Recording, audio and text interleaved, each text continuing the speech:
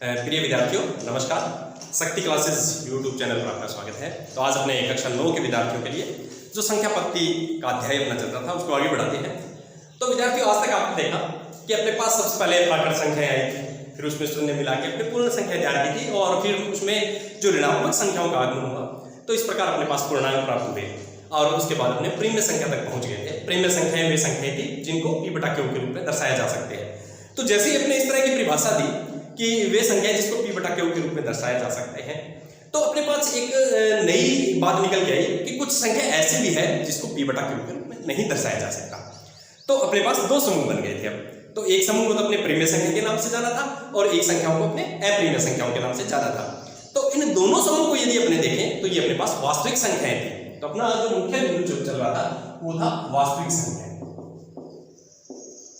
वास्तविक संख्याएं, तो वास्तविक संख्याओं में दो समूह है अपने पास। जो मुख्य समूह है वो एक समूह तो है प्रीम्य संख्याएं, एक समूह तो है प्रीम्य संख्याएं और दूसरा है अप्रीम्य संख्याएं। अप्रीम्य संख्याएं, तो इसमें आसानी से याद भी रह जाएगा कि प्रीम्य संख्या वे संख्या हैं जिनको p बटा q के रूप में दर्शाया जा सकता है और अप्रीम्य संख्याएं भी है जिनको p बटा q के रूप में नहीं दर्शाया जा सकता। जैसे कहने का मतलब √2 हो गया, पाई है, √5 है, √7 है, इसको अपने अनुपातों के पूर्णांकों के अनुपातों के रूप में नहीं दर्शा सकते। यहाँ तक अपने पहुंच गए थे। आज जो अपना मुख्य बिंदु है वो ये रहेगा कि वास्तविक संख्याओं के दशमलव प्रसार के बारे में अपने को अध्ययन करना है। वास्तविक संख्याएं आगे कहने का प्रीम्य और अप्रीम्य संख्याएं, इनके दशमलव प्रसार की अपने आज चर्चा करेंगे। उसके कुछ एक निष्कर्ष अपने निकालेंगे। तो बहुत ही एक रुचिकर टॉपिक है। तो सबसे पहले मैं क्या करता हूं, मैं कुछ एक प्रीम्य संख्या लेता हूं और उनके दशमलव प्रसार अपने याद करके देखते हैं अपने किस निष्कर्ष पर पहुंचते हैं। तो मैं चलिए आपका उदाहरण नंबर 5 ही उठाता हूं, उसमें से अपने देखते हैं। तो उदाहरण नंबर 5 में आपके पास 3 प्रीम्य संख्याएं दी गई है, 10/3 है, 7/8 है और 1/7 है। इनके दशमलव प्रसार अपने को ज्ञात करने हैं और उसके सहारे अपने कुछ निष्कर्ष भी निकालेंगे। तो चलिए सबसे पहले मैं आपका उदाहरण नंबर 5 ही लिखता हूं। उदाहरण नंबर 5 है जिसमें अपने पास 3 संख्याएं दी गई है। एक तो 10/3 है, इसके बारे में निष्कर्ष निकालेंगे और एक अपने 7/8 के बारे में निकालेंगे और एक 1/7 के बारे में निकालेंगे। ये 3 संख्याएं अपने को दी गई है। इस उदाहरण की सहायता से अपने आगे बढ़ेंगे। तो चलिए सबसे पहले मैं 10 में 3 का भाग देता हूं और देखते हैं अपने पास क्या रुचिकर घटना घटित होती है। तो 10 में 3 का भाग जैसे ही मैंने दिया, 3 बार भाग जा रहा है, 3 बार भाग गया, इसमें बच गया शेषफल 1 बच गया। अब मैंने इसमें दशमलव जैसे ही लगाया तो ये 10 बन जाएगा। तो ये हो गया, फिर 3 पे जाएगा, फिर 10 बन जाएगा, फिर 3 पे जाएगा। इस तरह से ये भाग चल रहा है। तो इस पे देखिए तो 3.3333 इस तरह से ये चलेगा। तो चलिए ये जो मेरे पास है 3.333 इस तरह से ये बढ़ रहा है निरंतर आगे की ओर। सॉरी 3.333 इस तरह से आगे बढ़ रहा है। पहला भाग मैंने करके देखा और ये निरंतर आगे चलता ही जा रहा है, रुक नहीं रहा है। चलिए आगे देखते हैं, 7/8 के बारे में देखते हैं क्या अपने को मिलता है। तो 7 में 8 का भाग नहीं जा रहा है तो मैंने क्या किया, इसमें दशमलव लगा दिया।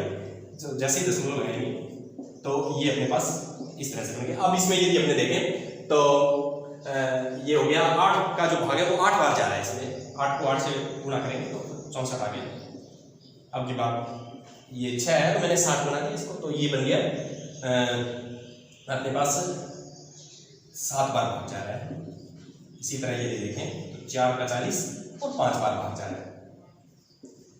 ये तो ये मैंने यदि देखा इसमें ये खास बात है कि ये भाग 3 स्टेप के बाद रुक गया है। तो चलिए इसका आंसर आ गया 0.875।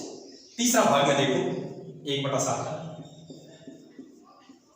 1/7 का, तो 1 में भाग नहीं जा रहा है, कोई बात नहीं, दशमलव जैसे ही लगाएंगे तो ये 1.0 लिख सकते हैं। तो ये बन गया अपने पास 7 का भाग 1 बार जाता है, फिर 4 बार जाता है, फिर 2 बार जाता है, फिर 8 बार जाता है, फिर 5 बार जाता है। इसमें देखें तो आगे से आगे बढ़ते जा रहे हैं, देखते हैं किस निष्कर्ष पर हम पहुंचते हैं। फिर 7 बार जा रहा है, फिर वापिस 1 बार, यहीं पर वापिस जो स्टेप थे वहीं पहुंच के। कहने का मतलब अब 1 पे जाएगा, फिर 4, इसी तरह से ये रिपीट होगा। क्योंकि अब अपने देखें शेषफल है वो 1 आ गया है, तो अब ये वापिस 10 हो जाएगा। एक बार 7 का पढ़ा 1 बार पढ़ेंगे, फिर अपने 3 आएगा, 30 बन जाएगा। यही स्टेप बार बार रिपीट होने वाला है। तो इस तरह से ये निरंतर आगे की ओर बढ़ रहा है। तो चलिए इसको अपने लिख देते हैं कि 0.142857 1 4 2 8 5 7 इस तरह से ये आगे बढ़ रहा है। तो इसमें पहले भाग में मैं ये लिख देता हूँ। पहले भाग में मेरे पास जो महत्वपूर्ण निष्कर्ष जो मैंने निकाला है वो ये है कि पहले भाग में एक ही खंड है वो बार बार रिपीट होता है।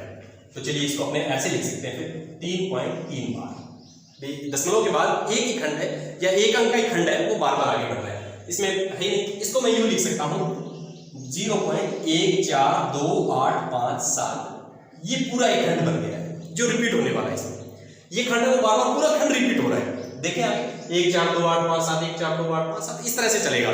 तो मेरे पास इसमें 3 तरह के निष्कर्ष बच्चों निकल के आए हैं। सबसे पहला निष्कर्ष तो ये है कि या तो कुछ चरण के बाद शेषफल वो शून्य हो जाएगा और नहीं तो स्वयं की पुनरावृत्ति प्रारंभ कर देगा। ये देखा है, इसमें या तो इसमें शून्य हो गया, इसमें 3 की पुनरावृत्ति होगी, इसमें 0.14285 की पुनरावृत्ति होगी। पहला है तो ये निष्कर्ष। दूसरा ये है कि जो अपने पास ये अंक जो आए हैं रिपीट जो हो रहे हैं वो भाजक से कम है। कैसे? इसमें देखो भाजक एक 3 था तो एक अंक है वो रिपीट हो रहा है बार बार। भाजक यदि 3 है तो एक अंक रिपीट हो रहा है। भागफल में देखें इसमें भाजक है वो 7 है, इसमें भाजक 7 है तो इसमें 6 अंक रिपीट हो रहे हैं। तो भाजक से हमेशा कम रहेंगे। दूसरा निष्कर्ष मेरे पास ये निकला है कि अपने पास जो अंकों की पुनरावृत्ति हो रही है, जो खंडों की पुनरावृत्ति हो रही है, उस खंड में जो अंक है वो भाजक से सदैव कम रहते हैं। ये बात मेरे पास महत्वपूर्ण निकल गई। और तीसरी बात मेरे पास ये निकली है कि अपने पास जो पुनरावृत्ति जो हो रही है उसके एक खंड के रूप में हो रही है। जैसे यहाँ तो 3 एक ही अंक का खंड है, यहाँ पर 6 अंकों का एक खंड है जो बार बार अपने पास पुनरावृत्ति कर रहे हैं। तो ये महत्वपूर्ण मेरे पास निष्कर्ष निकल गया। तो इस तरह से यदि मैं इसको देखूं तो मेरे पास ये जो नहीं रुकने वाला है, लगातार चलने वाला है, ये रुक गया और ये नहीं रुकने वाला है, तो इसको मैं कह सकता हूं ये अशांत दशमलव प्रसार है। और ये शांत दशमलव प्रसार है, ये भी अशांत दशमलव प्रसार है। अब अशांत दशमलव प्रसार में भी एक नई बात है, वो क्या है कि कुछ एक अंकों के बाद वापस पुनरावृत्ति स्टार्ट हो जाती है। तो इसका नाम अपने नया नाम दे देंगे, अन्वेषानी आवर्ती है। अन्वेषानी आवर्ती हो रही है। तो चलिए मेरे पास परिमेय संख्याओं के 2 तरह के दशमलव प्रसार निकल गए हैं। परिमेय संख्याओं, इसको मैं यहां लिख देता हूं। परिमेय संख्याओं में 2 तरह के दशमलव प्रसार मेरे पास सामने आए हैं। कौन से? शांत और अशांत। तो शांत जो दशमलव प्रसार है, एक तो है शांत दशमलव प्रसार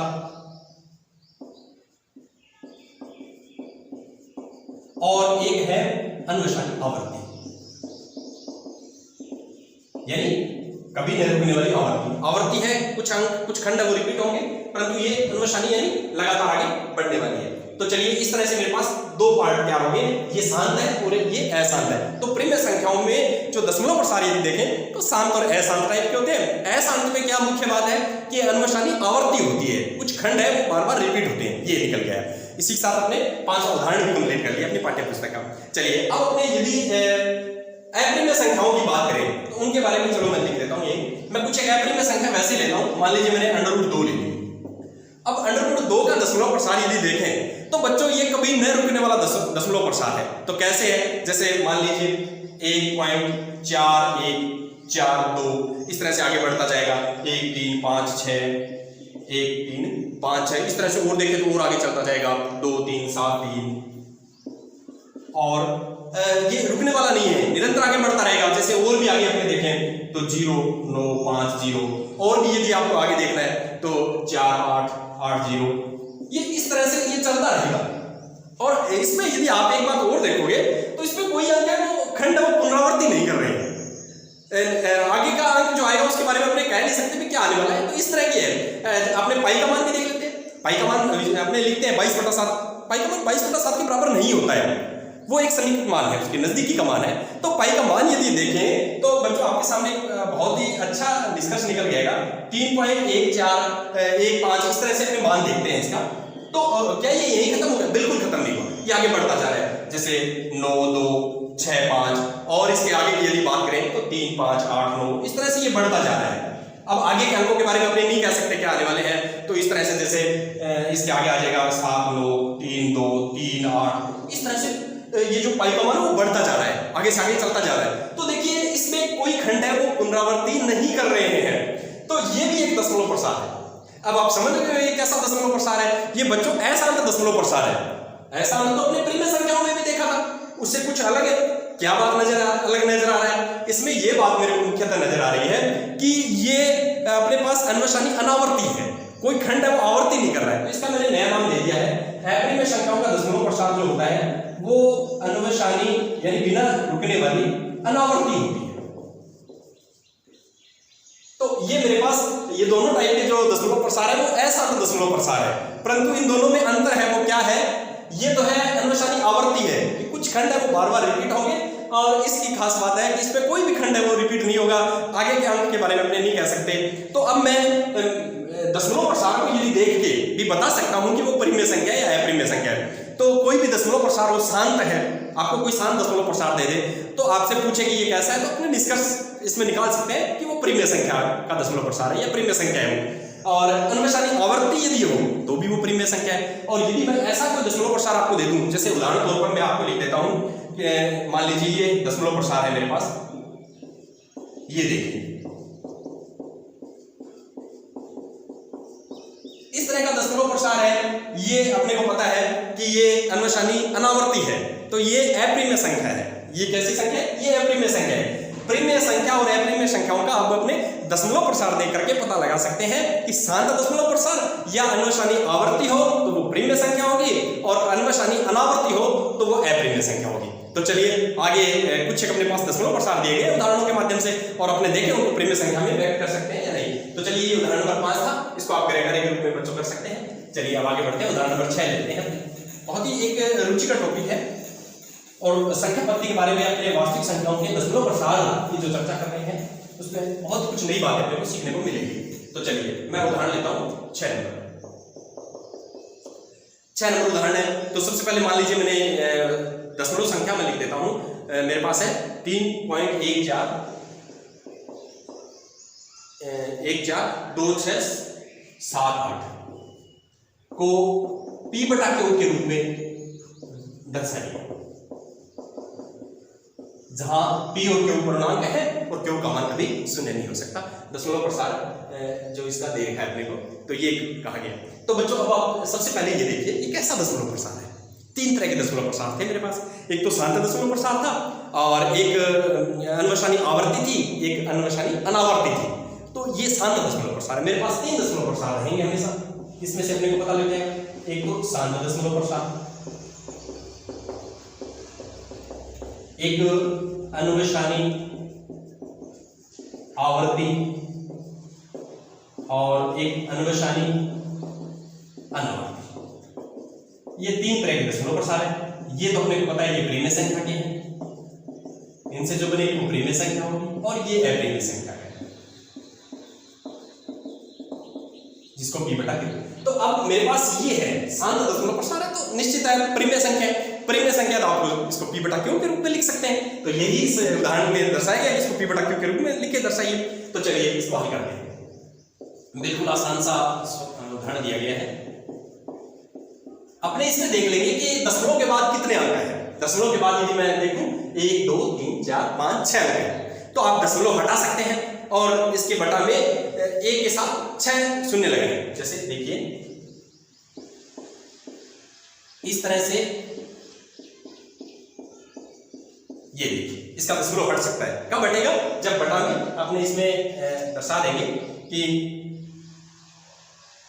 10 लाख मैंने इसके बटा में लगाया है, तो इसका दशमलव हट गया। तो इस तरह से अपन देखें तो ये एक परिमेय p बटा q के रूप में, और आप देखेंगे कि ऊपर वाली संख्या और नीचे वाली संख्या दोनों पूर्णांक है।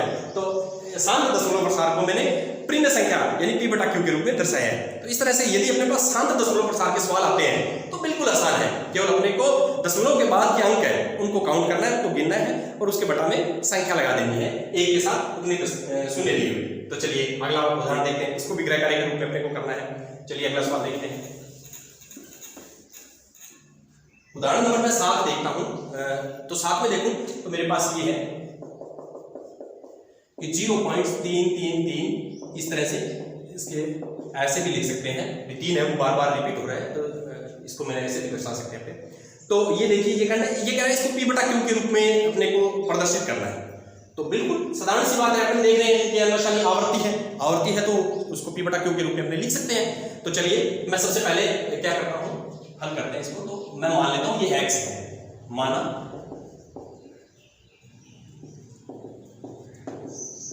इसको मैंने x मान लिया, ठीक है। अब अपने को ये देखना होता है सबसे पहले कि इसमें दशमलव के बाद कितने जो खंड है वो पुनरावृत्ति कर रहे हैं, और ऐसा भी कोई संख्या है क्या, ऐसा भी कोई खंड है क्या जो पुनरावृत्ति नहीं कर रहा है। तो इसमें केवल एक ही केस है, बस पुनरावृत्ति करने वाला खंड है। तो उसमें कितने अंक है, उसमें एक अंक है। यहाँ पर सबसे पहले आपको मुख्यतः बातें जो देखनी है वो ये देखनी है कि दशमलव के बाद कितने अंक ऐसे हैं जो पुनरावृत्ति नहीं कर रहे हैं, कितने अंक ऐसे हैं जो पुनरावृत्ति कर रहे हैं। तो इसमें केवल पुनरावृत्ति करने वाले अंकों का ये खंड है और उसमें एक ही संख्या है 3, ठीक है। तो सबसे पहले अपने उस अंक को दशमलव के इधर लेके आएंगे, तो उसमें अपने 10 से गुणा करेंगे, क्योंकि एक अंक है तो 10 से गुणा करेंगे। तो समीकरण को 10 से गुणा करने को, 10 से गुणा करने को, तो ये बन गया 10x, और इसमें यदि देखें तो ये बन जाएगा 3.333, यानी इसको यूं लिखा हुआ है। तो 10 से गुणा किया तो एक अंक इधर, बाकी बहुत सारे अंक पीछे हैं, इस तरह से लिख सकते हैं। अब देखिए बच्चों, इसमें अपने पास कि ये समीकरण अपने पास 1 मान लीजिए, ये समीकरण 2 है, तो अपने को समीकरण 2 में से समीकरण 1 घटा देंगे। समीकरण 2 में से 1 घटाने पर, तो 2 में से 1 घटाऊंगा तो 10x में से तो x घटेगा, और मेरे पास 3.333 ये जो चल रहा है उसमें से घट जाएगा 0.333, इस तरह से। तो ये देखिए 10x में से 1x चला जाएगा तो 9x, और इसको मैं यदि देखूं तो देखिए आपको बिल्कुल आसानी से ये समझ में आ जाएगा, बिल्कुल ही आसान सा है। इस तरह का घटाव है तो इधर वाला पार्ट से देखिए तो सारा शून्य हो जाएगा, यहाँ पर केवल 3 बचेगा। यदि इसमें देखें तो यहाँ पर बच गया 3। अब अपने को तो x का मान ज्ञात करना है, क्योंकि x के रूप में अपने इसी को लिख रहे हैं, तो ये 9 यहाँ पर गुणा में है, दूसरी साइड में जाएगा तो भाग में हो जाएगा।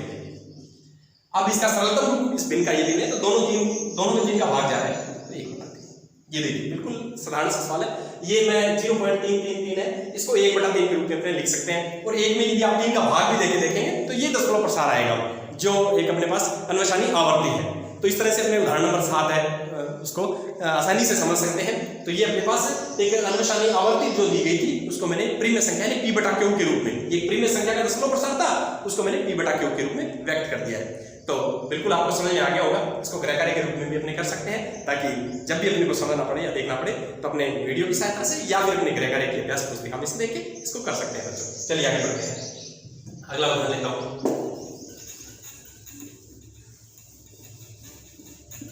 तो अगला उदाहरण है मेरे पास उदाहरण नंबर 8। उदाहरण नंबर 8 को यदि अपने देखें तो उसमें दिया गया है 1.272727 उसकी पुनरावृत्ति हो रही है, 1.272727। तो इसमें मेरे पास 1.27 इस तरह से आगे बढ़ रहा है, इसको देखना है। तो सबसे पहले वही तरीका है, अपने ये देखना है कि दशमलव के बाद कितने अंक ऐसे हैं जिनकी पुनरावृत्ति नहीं हो रही है और कितने अंक ऐसे हैं जिनकी पुनरावृत्ति हो रही है। तो दशमलव के बाद कोई ऐसा अंक नहीं है जिसकी पुनरावृत्ति नहीं हो रही है, केवल वही अंक है जिनकी पुनरावृत्ति हो रही है। और कितने अंकों की है, तो 2 अंकों की है। तो सबसे पहले इसको मैं x माना, तो 1.2727 ये है, या मैं यूं कह सकता हूं, इसको इस तरह से लिख सकते हैं कि 2 अंकों की इसमें पुनरावृत्ति बार बार हो रही है। तो चलिए अब अपने इसमें क्या करेंगे कि कितने अंक हैं जिनकी पुनरावृत्ति हो रही है, तो 2 अंकों की, तो अपने 100 से गुणा करेंगे। यदि 3 अंकों की होती तो 1000 से गुणा करते हैं, तो मैं 100 से गुणा कर देता हूं। समीकरण को 100 से गुणा करने पर तो ये बन गया 100x, और इसमें 2 अंक निकल जाएंगे, 127.2727 इस तरह से आगे बढ़ेगा। ये मेरे पास बन गया है। इसको मैंने 100x लिख दिया है, तो 100x जैसे ही 100 से गुणा करेंगे तो 2 अंक है वो आगे क्रॉस हो जाएंगे। ठीक है, अब देखिए अपने पास ये समीकरण 1 है और ये समीकरण 2 है। तो समीकरण 2 में से समीकरण 1 घटा दो, समीकरण 2 में से 1 घटाने पर, बिल्कुल आसान सा सवाल है। इसको p/q के रूप में दर्शा रहे हैं। तो ये देखिए 100x माइनस x और 127.2727 ये आगे चल रहा है, उसमें से घटाना है अपने को 1.2727। तो बच्चों आप समझ गए होंगे, बिल्कुल आसान सा घटाव अपने सामने तैयार हो गया। 100x में से 1x घटा दिया तो 99x।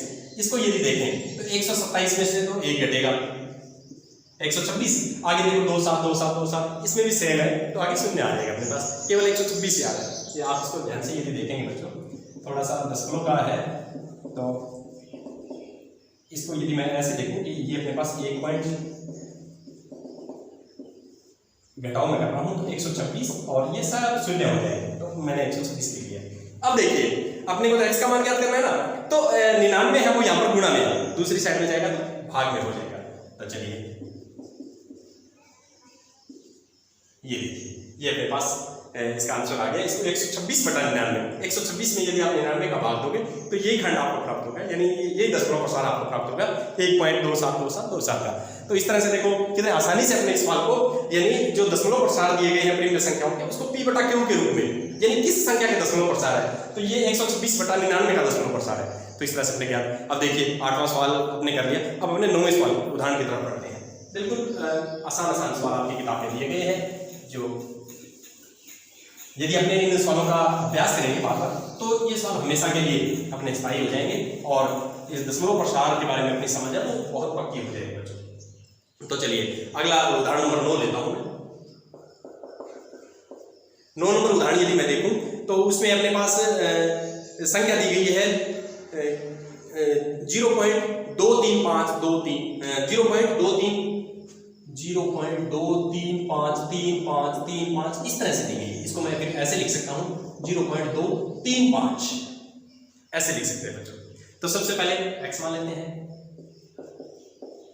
माना x बराबर 2 3 5 3 5 3 5 इस तरह से ये हो गया।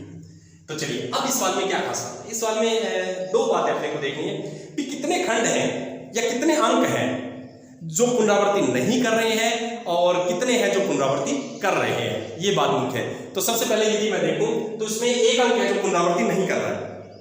इसमें दो बातें हैं, इसमें कितने अंक वो पुनरावृत्ति नहीं कर रहे हैं, दशमलव के बाद कितने अंक है जो पुनरावृत्ति नहीं कर रहे हैं और कितने अंक है जो पुनरावृत्ति कर रहे हैं। तो मैंने देखा तो इसमें एक ही अंक है जो पुनरावृत्ति नहीं कर रहा है, वो है 2, और इसमें 3 5 3 5 दो अंक ऐसे हैं जो पुनरावृत्ति कर रहे हैं। तो सबसे पहले पुनरावृत्ति नहीं कर रहे हैं वो एक अंक है, तो अपने समीकरण को 10 से गुणा करेंगे।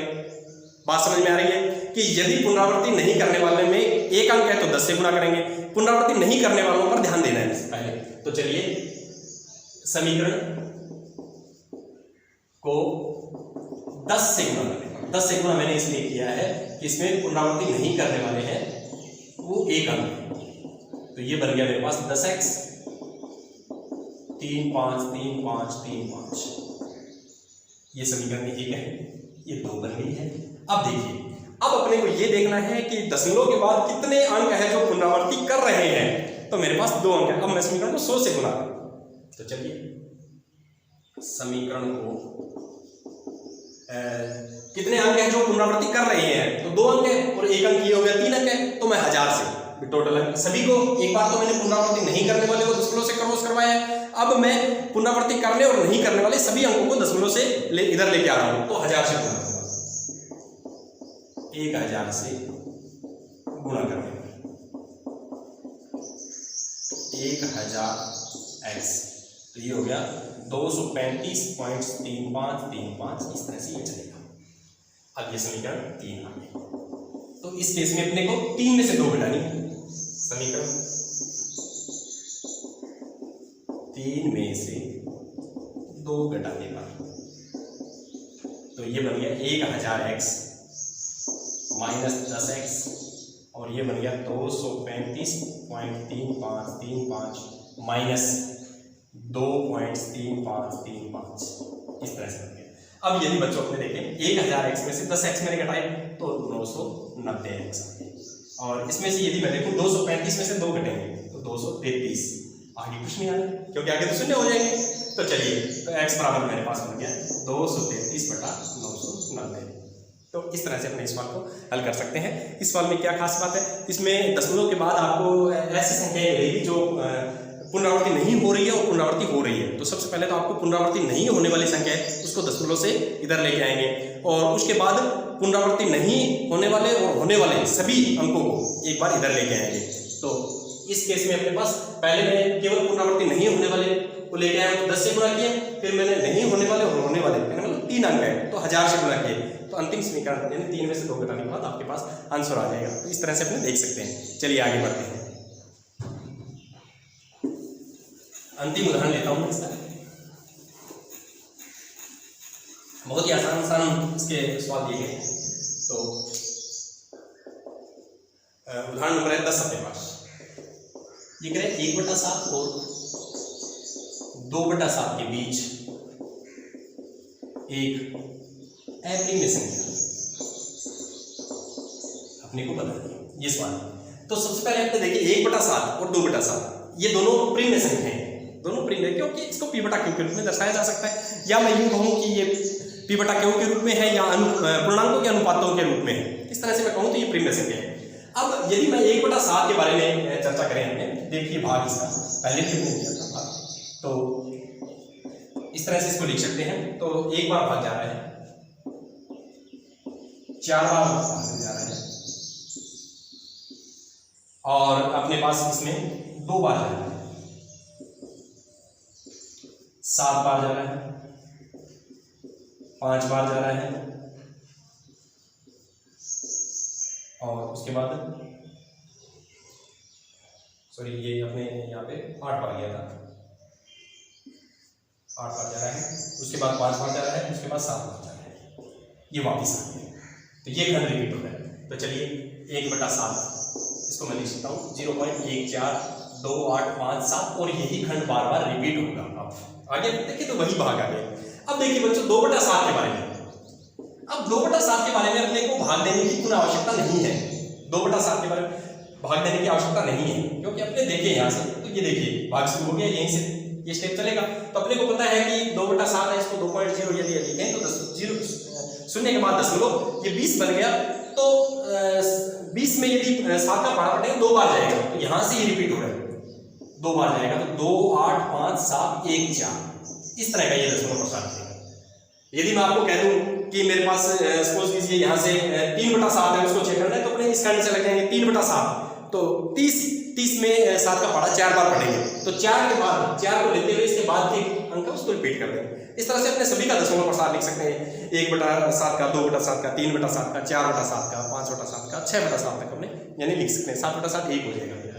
तो इसके बीच में ये कह रहा है कि एक अप्रिमेय संख्या, तो इसके बीच की अप्रिमेय संख्या यदि देखें तो अप्रिमेय संख्या के दशमलव प्रसार में अपने जो मुख्य बात की थी उसमें यह थी कि अन्वसानी अनावर्ती होनी चाहिए। तो इसके बीच की कोई एक संख्या लिखनी है और उसमें अन्वसानी अनावर्ती अपने को रखनी है बच्चों। तो बहुत ही आसान सवाल बन जाएगा।